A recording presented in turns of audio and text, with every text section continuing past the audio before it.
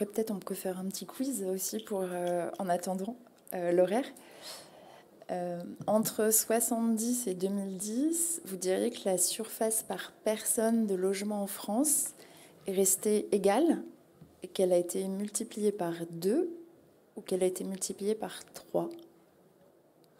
Alors, est-ce que la surface par personne de logement est restée égale? Est-ce qu'on a des gens qui votent? Une personne, ok. Multiplié par 2. Plus de mains, ok. Multiplié par 3. Quelques mains. Ok, bon, la majorité gagne. On est passé de 23 mètres carrés à plus de 40 mètres carrés par personne en 30 ans. Et une petite question, si vous devez estimer en une seule question la surface de logement par personne d'un de vos interlocuteurs, un adulte, quelle est la question que vous lui posez?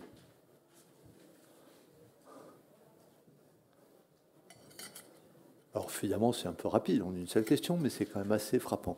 La question, c'est quel âge as-tu? Et en gros, à 35 ans, on a 35 mètres carrés, à 65 ans, on a 65 mètres carrés. Donc ça montre. Je vais poser la veste parce que... On n'avait pas prévu le quiz, hein, donc je ne sais pas si on a d'autres questions, mais il nous reste 4 minutes. Ah si, on va faire un test tout bête. Combien d'entre vous vivent dans un... je ne sais pas si vous savez ce que c'est qu'un ménage. Un ménage, par définition, pour l'INSEE, c'est les gens qui vivent dans le même logement. Ça n'a rien à voir avec le statut matrimonial ou autre, c'est juste on vit dans le même logement.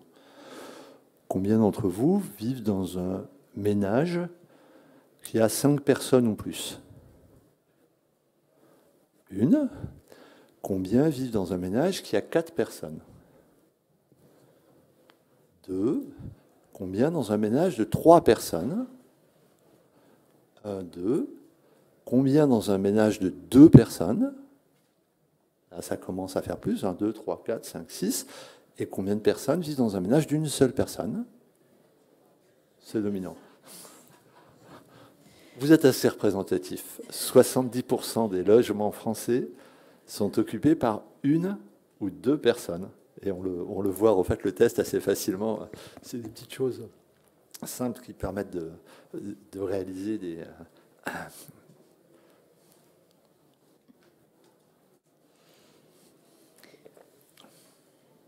Une petite dernière pour la route.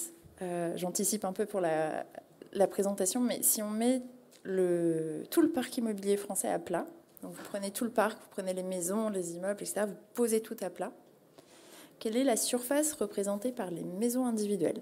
La part, en pourcentage. Oui, la part. Est-ce qu'on est à 25%? Allez, on va faire 25%, 50%, 75%. 75%. Qui pense que les maisons individuelles représentent 25% du parc de logement français? En surface. Surface. 2, 3. 50%. Ouais. 75%.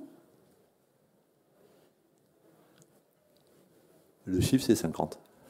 La moitié du parc, tout compris avec le tertiaire, etc., la moitié du parc, c'est des maisons individuelles. Et les immeubles collectifs, c'est 10%, 25%, 40%. Qui est pour 10%? Qui est pour 25%? Qui est pour 40%? C'est 25%.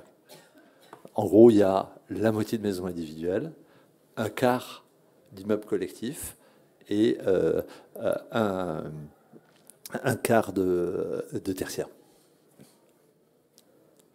Et la population qui vit dans des zones rurales, ça représente pour vous quel pourcentage de la population? 5%, 10%, 20%, 30%? Alors, 5%. Non. Personne. 10. Ah si, une personne. 10%. 10. Plusieurs mains, ok. Ouais. 20%. Ouais, majorité, j'ai l'impression. 30%. Ok. Et les gens qui vivent dans le périurbain, ça représente combien à peu près? 5, 10, 20, 30, 5%, 10%, 20%, 30%. Bon, on est entre 20 et 30. En fait, il y a quatre gros paquets. On le verra tout à l'heure, il y a 4 gros paquets. Le rural, le périurbain, le urbain peu dense, et puis le urbain très dense, qui font tous de l'ordre de entre 20 et 25%. Et puis après, vous avez 2 zones un peu particulières. Bon, on va commencer l'exposé maintenant. Oui, merci d'avoir participé à ce petit quiz d'attente de début de l'exposé. Et du coup, on va commencer cet exposé sur la sobriété immobilière.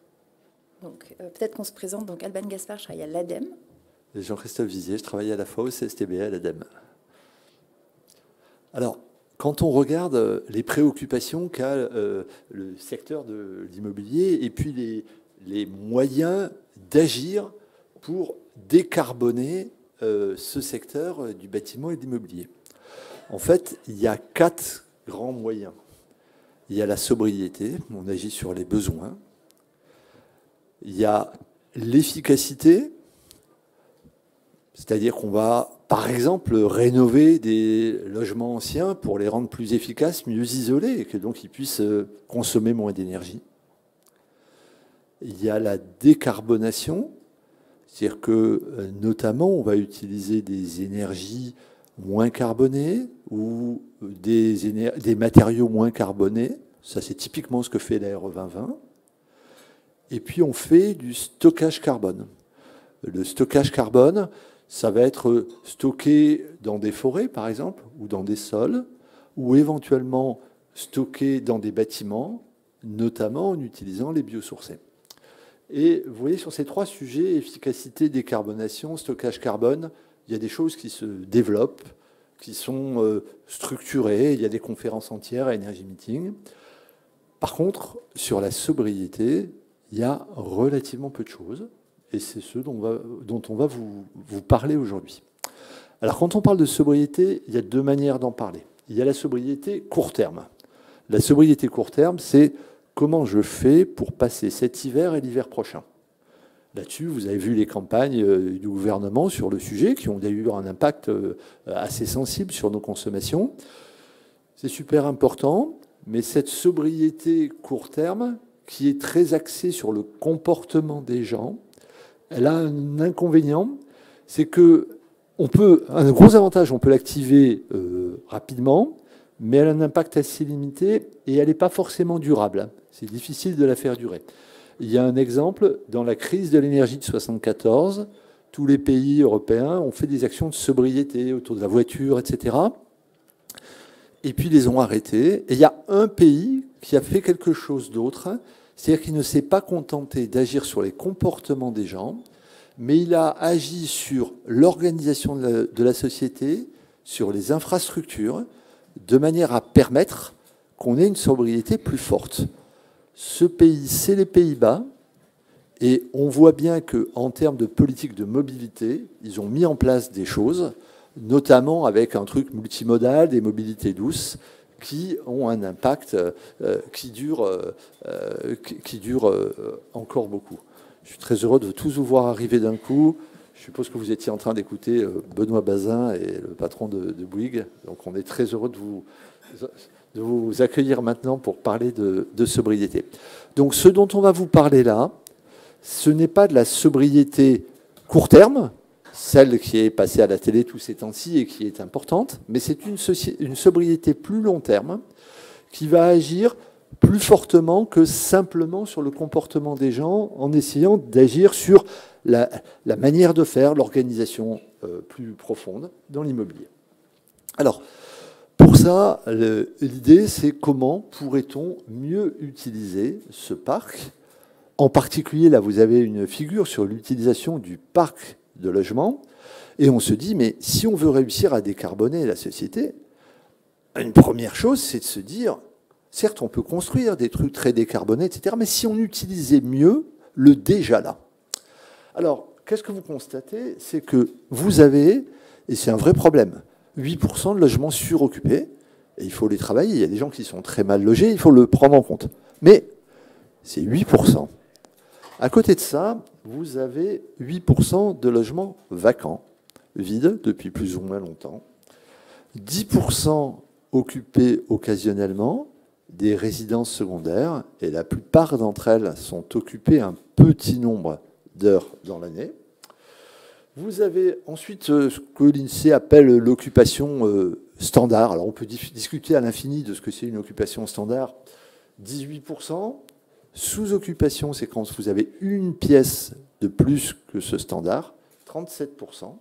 Et puis vous avez 19% des logements qui sont occupés, une sous-occupation très accentuée. Alors ça, c'est tout simplement lié à une évolution qui a eu lieu. C'est que la taille des ménages, un ménage, c'est l'ensemble des gens qui vivent dans le même logement. La taille des ménages a beaucoup diminué. On a fait un test avant, en début de séance, pour ceux qui viennent d'arriver, et on a constaté que dans la salle, on avait à peu près la répartition nationale.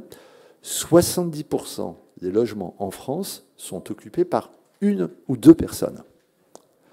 Pourquoi ? Notamment parce qu'il y a moins d'enfants. Il y a beaucoup, et il y aura de plus en plus de personnes âgées. Et donc les périodes de la vie où on vit avec des enfants se réduisent, ou le nombre d'enfants, et ça se traduit donc par une sous-occupation des logements, parce que ces logements qui avaient été faits à un moment où il y avait beaucoup de familles plus nombreuses se retrouvent utilisés par des familles qui sont moins nombreuses. Le cas typique, c'est j'avais envie d'une maison, j'avais des enfants, j'ai eu une maison, les enfants sont partis, je suis resté dans la maison, le premier étage, je ne peux plus monter dedans, et maintenant que je suis veuve et que je suis tout seul dans ma maison, j'ai même du mal à avoir accès à la salle de bain et je me recentre autour d'une ou deux pièces. Donc on a là, c'est un des exemples, il y en a bien d'autres, hein, un potentiel important de meilleure utilisation de ce parc. Alors, quand on regarde comment on pourrait mieux utiliser les bâtiments de logement, mais aussi le bâtiment tertiaire, parce que les bâtiments tertiaires sont aussi peu utilisés. On va faire un petit test. Combien d'entre vous sont à la fois ici et dans leur bureau ?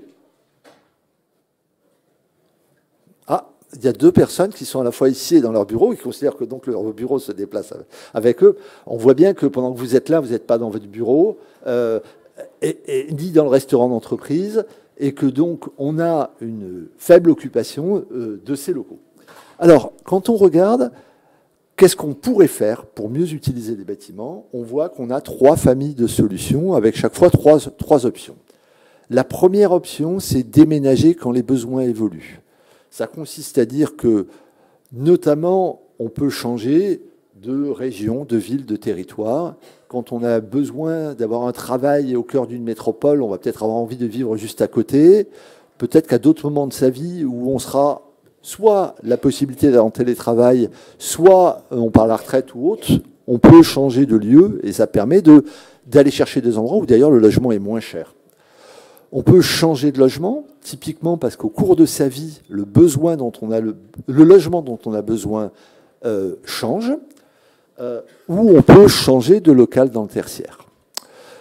On verra que pour ça, certains nous disent, mais vous voulez obliger les gens à changer de logement. Pas du tout. Il y a des gens qui ont envie de le faire, il y a des gens qui n'ont pas du tout envie de le faire, il faut suivre les envies des gens, mais il y a des freins. Il y a des endroits où si vous décidez de changer de logement, vous êtes dans le HLM, vous avez un grand logement, vous envisagez de partir dans un plus petit, c'est le ministre qui a cité l'exemple, très souvent le loyer du plus petit logement est plus élevé que celui du grand logement, parce que vous quittez un logement où vous étiez depuis 20 ans, où les loyers avaient peu bougé, pour rentrer dans un autre logement. Si vous êtes propriétaire, au moment où vous changez de logement, vous allez être taxé à ce moment-là. Donc ça veut dire qu'organisationnellement, on a tout un tas de freins à ces mouvements, et qu'un des enjeux, ce n'est pas d'attenter à la liberté des gens en leur disant « vous devez aller là », mais au contraire, c'est de lever les freins pour permettre d'avoir des parcours résidentiels plus fluides. Deuxième idée, on peut augmenter les durées d'occupation. Ça consiste notamment à mobiliser le parc vacant. à mutualiser pour augmenter les durées d'occupation. On voit bien ce qui est en train de se faire dans les bureaux ces temps-ci. On voit bien qu'avec le télétravail, la question se pose de mutualiser des espaces. Ça se fait aussi dans le logement. Mais on peut aussi réduire l'obsolescence prématurée. Alors on a ah non, elle n'est pas là, l'image. Hop, voilà l'image de ce que c'est que l'obsolescence prématurée. Vous voyez un village sur lequel tout est fermé à vendre. Et à côté de ça, vous avez un lotissement qui se fait et sur lequel il y a marqué « Retrouver l'esprit village ». On constate donc que dans un certain nombre de cas, la manière dont on construit conduit en fait à rendre obsolètes des logements qu'on aurait peut-être plus réhabilités et redonner du sens. Toujours aller sur du nouveau, c'est de l'obsolescence prématurée. On le connaît dans l'obsolescence programmée pour l'industrie, mais là, on voit bien que ça existe aussi dans l'immobilier. Dernier paquet, c'est adapter les bâtiments à l'évolution des besoins. On peut adapter l'usage des bâtiments à de nouveaux publics sans transformation profonde. Vous avez un exemple typique, c'est qu'à un moment en France, le nombre de logements a très fortement augmenté et les gens se sont mis en couple plus tard. Problème, les gens étaient seuls, alors qu'avant, ils étaient deux. Mais les logements, ils n'avaient pas bougé. Et c'est à ce moment-là que s'est développé très fortement la colocation, qui est simplement un nouveau mode d'usage de logement qui a permis de mieux utiliser des grands logements à un moment où, sociologiquement, les besoins avaient bougé. On peut aussi restructurer les locaux. Dans cette restructuration des locaux, on voit qu'un certain nombre d'organismes HLM ont commencé, mais il y a encore énormément de choses à faire là-dessus, sur restructurer des grands logements pour permettre d'en faire de logements plus petits, puisque les ménages sont plus petits. On voit aussi des familles qui restructurent une maison individuelle, par exemple, pour avoir un espace autonome pour une personne âgée qui vient vivre avec elle. Et puis, si on construit du neuf, et vous voyez que la construction ne vient qu'à la fin, il faut le penser réversible, parce que les usages de demain ne sont pas forcément ceux d'aujourd'hui, et adapté au changement climatique pour que ces bâtiments qu'on construise, dans 20 ans, on ne dise pas ils sont obsolètes, il faut en construire d'autres. Alors une fois qu'on a brossé ces grandes familles de solutions, on imagine bien que toutes les solutions ne vont pas être pertinentes pour toutes les situations. Et donc le travail qu'on a fait dans le cadre d'un groupe prospectif qui s'appelle RBRT du plan bâtiment durable, c'est d'essayer d'imaginer quel type de solution pouvait correspondre à quel type de situation. On a déjà listé 4 grands axes de différenciation de ces situations. On ne va pas tous les faire aujourd'hui, on n'a pas le temps, mais si ça vous intéresse, vous pouvez aller sur le site du plan bâtiment durable où la note est disponible. Vous avez le type de bâtiment. Vous avez les étapes de vie. Bien évidemment, on n'a pas les mêmes besoins quand on est étudiant, quand on se met en ménage, quand les enfants partent de la maison, etc.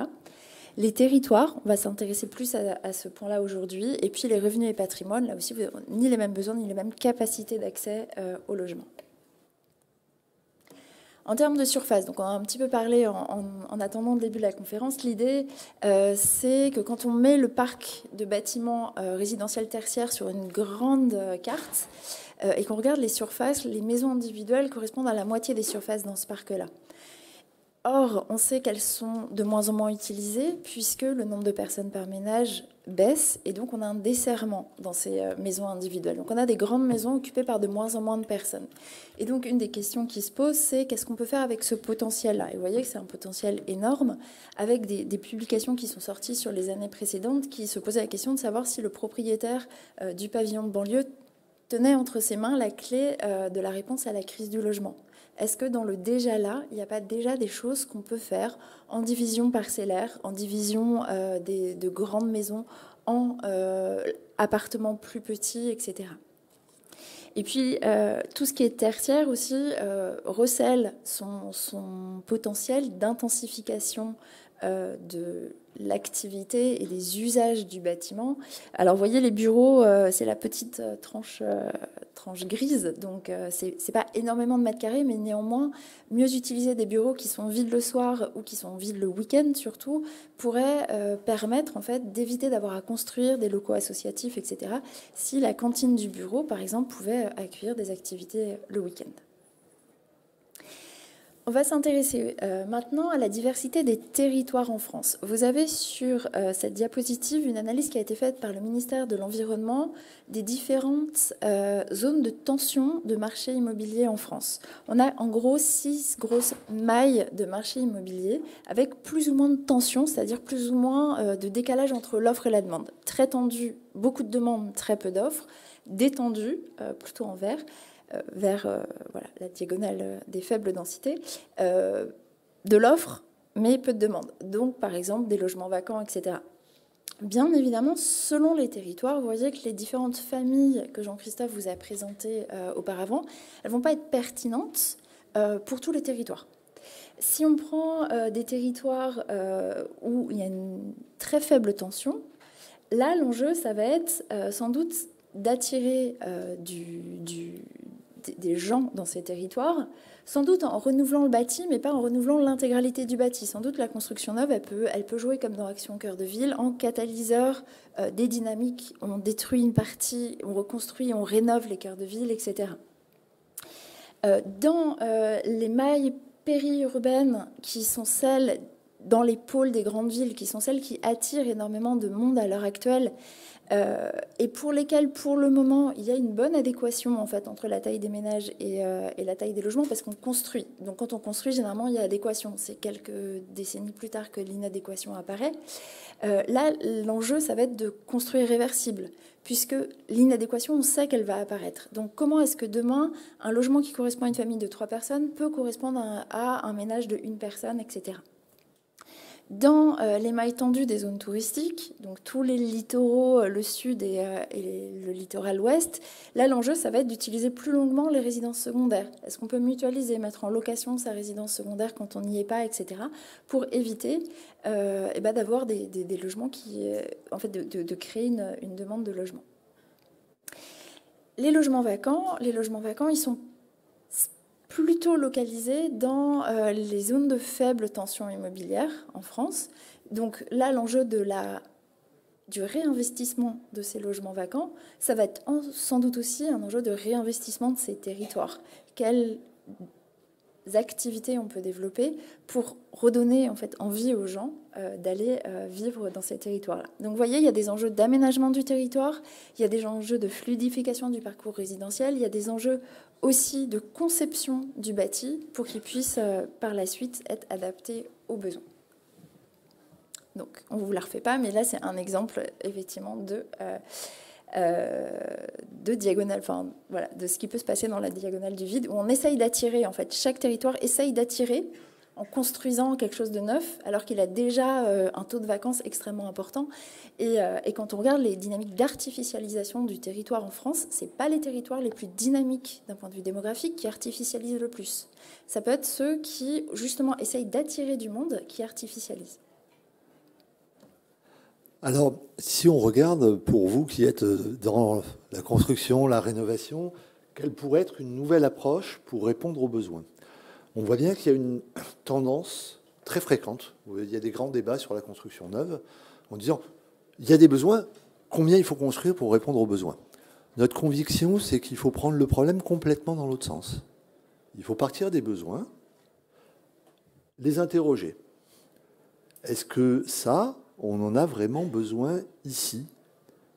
Est-ce que on n'est pas notamment en train d'imaginer qu'on va avoir besoin de ça avec des hypothèses de croissance de la population ou de l'emploi beaucoup plus importantes que la réalité? Beaucoup de gens travaillent encore sur des hypothèses de croissance qui datent d'il y a quelques années, qui ont été reprises par l'INSEE. Regardez la pyramide des âges française, vous apercevrez qu'il y a très peu d'enfants en bas, hein, donc les hypothèses de croissance sont plus du tout les mêmes. On est dans une vision que la population pourrait se stabiliser suivant les hypothèses, soit autour de 2045, soit nettement plus tôt. Donc, est-ce qu'on n'est pas toujours dans une idée qu'il faut faire ça ici, alors que peut-être ça existe ailleurs? Est-ce que cette innovation qu'on veut avoir, je veux ce bâtiment qui va avoir ce truc nouveau, est-ce que c'est pas en train de cacher de l'obsolescence organisée? Ce qu'on avait sur le dessin, est-ce que c'est vraiment le besoin est bien là? Deuxième idée, comment j'optimise l'utilisation de l'existant? j'ai besoin d'une salle pour telle association, j'ai besoin de logement, j'ai besoin de maisons individuelles pour des familles qui disent « moi, je veux vivre en maison individuelle ». Eh bien, est-ce que dans l'existant, il n'y a pas déjà ce qu'il faut?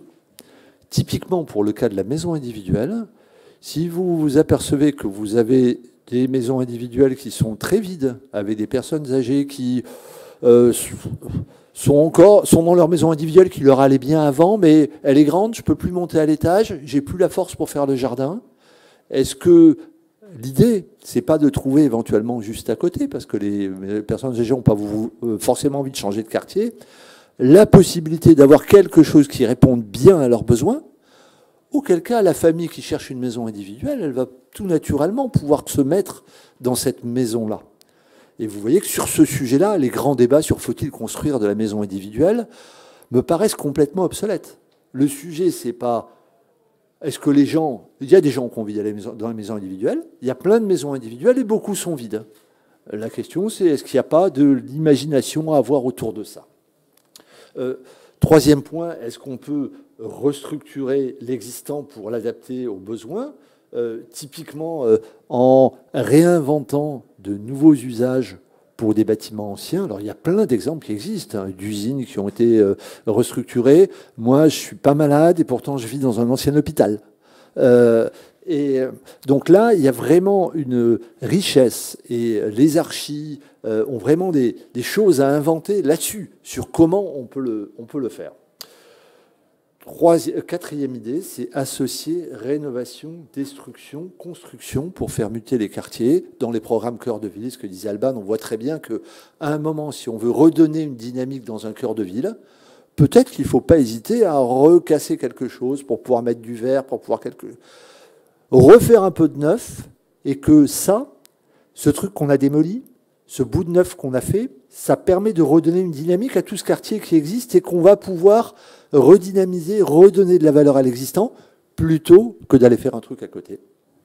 Et enfin, bien sûr, il y a tout un tas de cas où il faudra construire. Mais on construira pour répondre à ce qui reste. On met donc la construction comme le truc ultime, notamment parce que ça coûte de l'argent, ça coûte du foncier, ça a des impacts environnementaux importants. On le fait quand ça a vraiment du sens, après avoir passé la grille.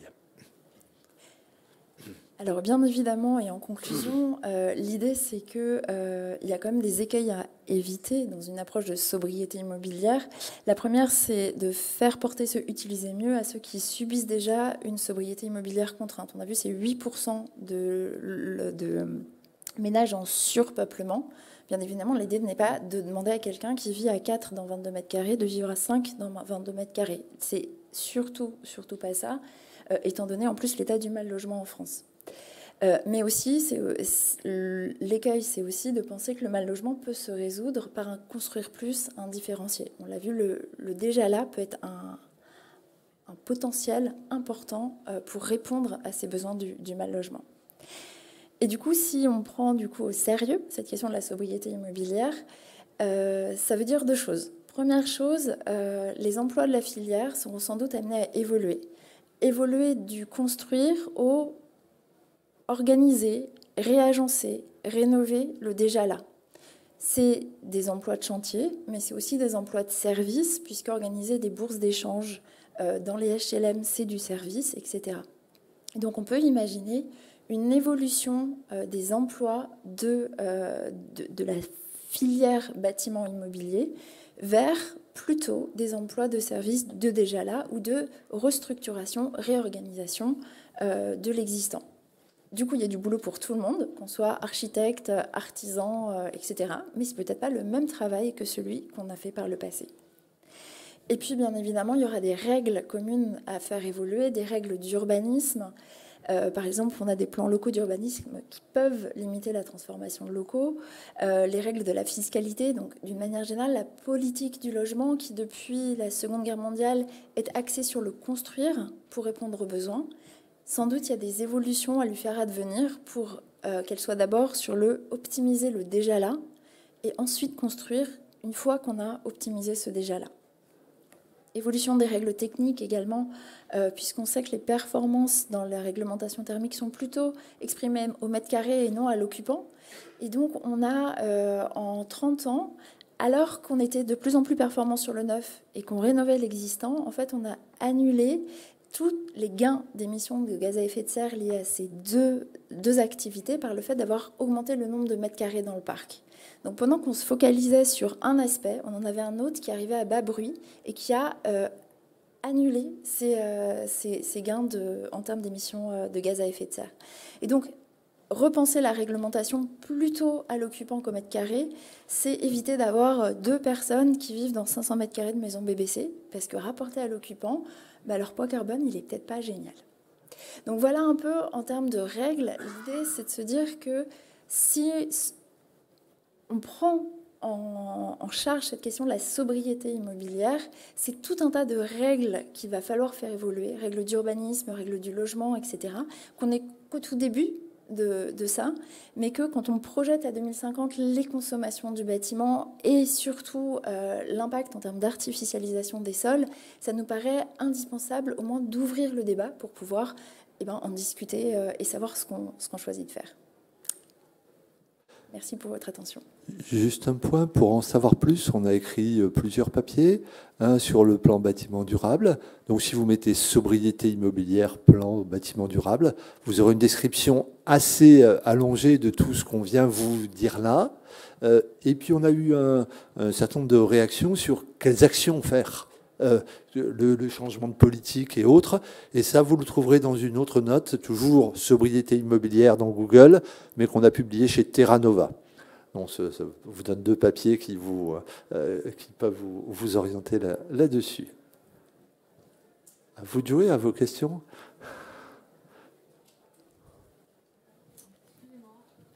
Il faut parler dans le micro parce que...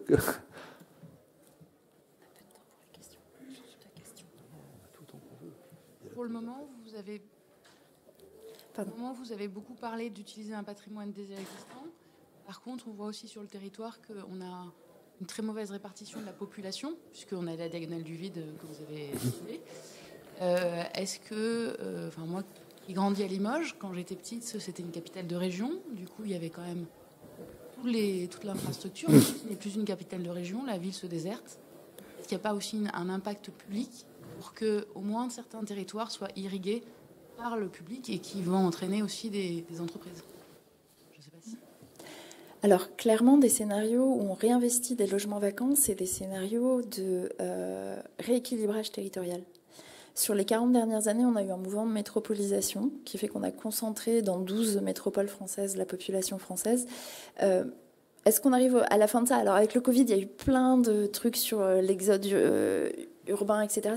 Bon, ça reste l'épaisseur du trait, mais ça fait partie des questions à poser. C'est-à-dire qu'on a un patrimoine déjà là dans lequel on a investi de l'argent, du carbone, etc. Est-ce qu'on peut imaginer que demain, on se réorganise et puis on a des activités liées sans doute à la transition écologique et autres qui sont parfaitement localisables, qu'on pourrait imaginer relocaliser. Donc c'est vrai que ce réinvestissement du logement vacant et des territoires en déprise, il faut le lier en fait à des dynamiques d'aménagement du territoire. Et on le voit bien sur sur les débats qu'il y a eu récemment sur Limoges et sur la ligne de train de Limoges et l'accès à Legrand montrent bien ces questions-là. C'est-à-dire que pour avoir de l'industrie, il faut aussi qu'elle soit accessible.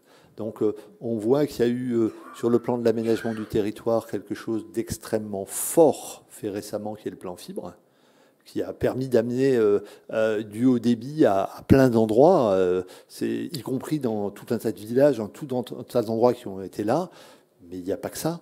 Et on voit bien c'est limité. Et donc, très clairement, le sujet bâtiment, c'est un élément, mais il y a un ensemble de bâtiments, un ensemble d'éléments qui interagissent, et notamment dans le projet Transition 2050 de l'ADEME, vous avez des scénarios qui sont décrits, des scénarios globaux, qui intègrent un ensemble de choses pour arriver à la neutralité carbone. Je vous invite à les regarder et à voir comment ces différents scénarios montrent ça. On a présenté ici l'an dernier un travail de prospective qu'on a fait sur différents scénarios sur les bâtiments de demain. Et ce qu'on constate, c'est qu'il y a un des scénarios qui s'appelle rééquilibrage, qui conduit à s'appuyer beaucoup sur le déjà là, à avoir de la répartition territoriale. Et partout où on va, il y a beaucoup de gens qui sont attirés par ce scénario-là. Alors après, entre l'attirance et puis on y arrive, c'est autre chose. Allez-y.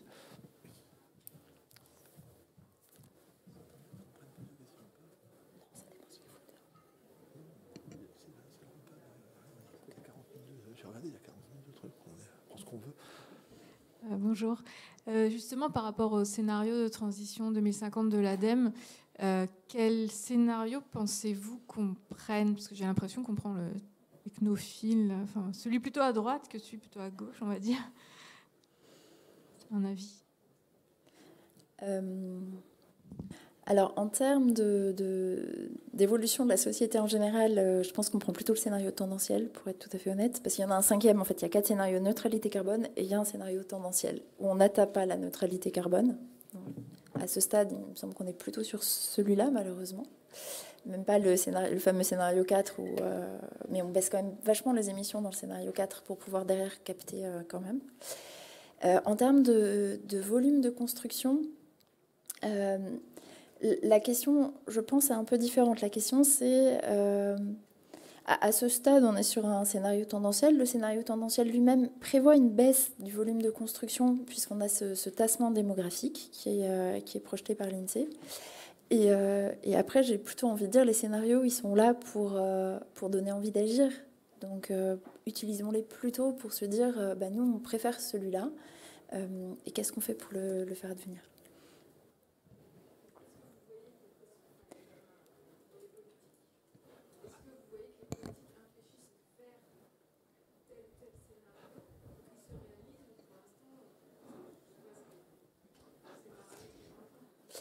Clairement, il y a des différences entre les territoires. Je pense que des territoires comme la ville de Paris, où, alors je vais peut-être vous dire une bêtise, mais de mémoire, c'est 70% des autorisations d'urbanisme qui sont la transformation de l'existant. On voit qu'il y a des territoires qui ont déjà adopté cette optique, tout simplement parce qu'il y a une limitation par le foncier qui fait que maintenant, il faut faire avec le déjà là. On peut imaginer aussi que le ZAN va avoir un impact sur cette prise de conscience du faisons avec le déjà là plutôt que de nous étendre. Donc ça peut être un point intéressant. Maintenant, je vous renvoie à une publication de FNE PACA qui est récente et qui a montré que dans différents PLU, donc plans locaux d'urbanisme, ces éléments de quantification de la demande de logement, en fait, sont toujours un peu maximisés par les collectivités, puisqu'on est toujours dans l'idée qu'il faut dire qu'on va avoir beaucoup de monde et qu'on va attirer beaucoup de monde parce que comme ça, c'est un symbole de puissance, quelque part. Donc je pense que si on faisait la somme des projections de toutes les collectivités de France, on arriverait à un nombre bien plus important d'habitants que ce qui est projeté par l'INSEE. Donc il y a sans doute, je pense, au niveau des collectivités, des programmes locaux de l'habitat, un travail à faire pour accompagner cette réflexion sur qu'est-ce qu'on fait avec le déjà là, les personnes âgées du territoire, etc. Donc, ma question, elle va être un peu en lien avec les mouvements de transition. C'est que par rapport, on voit que là, on est beaucoup sur la rénovation, enfin sur qu'est-ce qu'on fait de l'existant, mais aujourd'hui, on est quand même, le marché est quand même centré sur... Mettez le micro plus près, sinon on n'entend pas bien. Le marché est quand même très orienté sur la construction encore, et donc par rapport à tout ce que vous présentez, comment les grands acteurs de la construction se positionnent, quelles sont leurs attitudes. Et puis, deuxième question en lien, c'est par rapport à la notion de timing, enfin à quelle vitesse il faudrait faire cette transition. Voilà. Peut-être un élément sur le graphe, là, sur les emplois dans la construction. Vous voyez, produits et matériaux, 450 000 emplois, ça c'est un chiffre IMCC. Construction neuve, 790 000. Entretien, rénovation, 955 000. Gestion immobilière, 914 000. C'est très rare qu'on mette ces 4 chiffres qui viennent de 4 endroits différents sur le même graphe. Qu'est-ce qu'on constate? D'abord, il y a plus d'emplois dans la rénovation et l'entretien aujourd'hui que dans la construction neuve. Donc il faut qu'on se sorte de l'idée que la construction neuve, c'est l'alpha et l'oméga. Deuxième point qu'on ne voit pas, parce que souvent on ne met pas le chiffre gestion immobilière, c'est qu'il y a un nombre d'emplois considérable qui est lié à l'entretien des logements. La gestion immobilière, ça peut être le gardien d'immeuble, mais c'est aussi l'agence immobilière. C'est aussi... Donc, il y a des emplois en très grand nombre qui sont liés au fait de s'occuper du déjà là, en fait, hein, et des gens qui sont dedans. Déjà, ça montre que le poids de la construction neuve, ce n'est pas forcément le total. Ensuite, sur ce qu'en pensent les acteurs. Oui, peut-être un complément rapide. On a vu sur les 2 dernières années des prises de position assez intéressantes des acteurs de la construction neuve sur le sujet. Bouygues, notamment, qui annonce que la rénovation sera une partie importante de son chiffre d'affaires à 2050. Des constructeurs de maisons individuelles aussi, qui prennent je ne vais pas trouver le mot, qui vont... le mouvement de la rénovation et qui, du coup, dans leurs projections, ont des augmentations de volume d'activité plus importantes sur la rénovation. Et des discours d'acteurs, même du côté de la FFB, qu'on a vu prendre parti pour le fait que on sait que la rénovation va prendre de plus en plus de place dans le chiffre d'affaires. Donc on sent qu'il y a, du côté des gros acteurs de la filière, cette prise de conscience. La question, c'est comment on accompagne les plus petits, qui ont peut-être moins la capacité de faire de la prospective, d'avoir des équipes qui réfléchissent en interne, etc., pour qu'ils anticipent et puis pour qu'ils se retrouvent en capacité de prendre des nouveaux marchés quand ils apparaîtront. Alors, il faut aussi voir que suivant le métier que vous avez, l'impact n'est pas le même.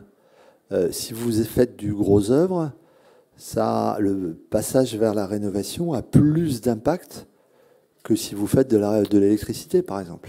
Donc on est bien, c'est comme dans l'automobile, hein, ceux qui faisaient des moteurs thermiques, pour eux l'impact est absolument violentissime.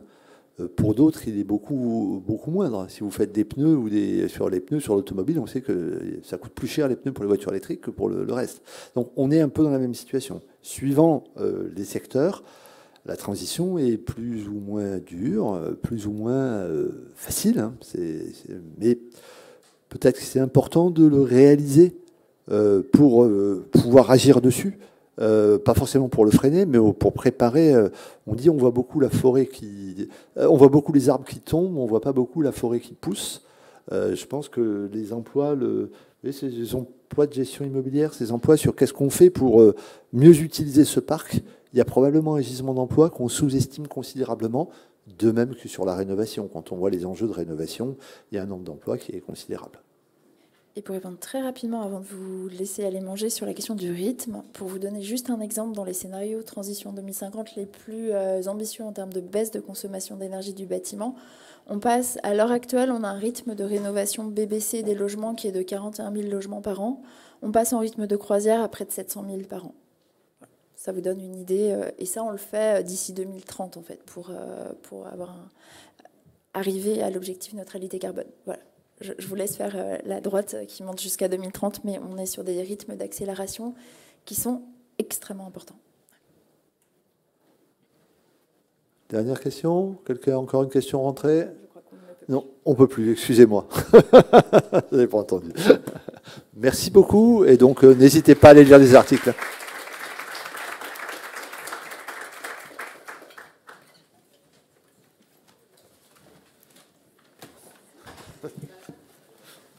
On a vu qu'il n'y avait personne derrière, c'est pour ça qu'on s'est...